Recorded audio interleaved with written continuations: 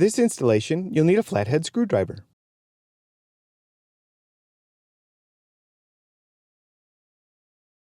There are 4 clips holding on the lens. Insert your screwdriver into the little tab on the lens on the side nearest the front of the car. Pry out these 2 larger tabs to remove the lens. Rotate the incandescent bulb until the ends of the bulb are vertical. Pull out the incandescent bulb. Replace it with the LED.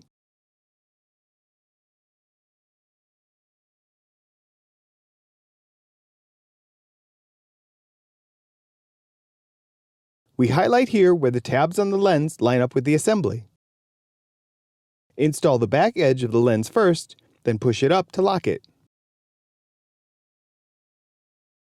Now test the LED bulb. The new LED bulb in the dome light will light up the entire interior of this car. A huge upgrade from the incandescent bulbs.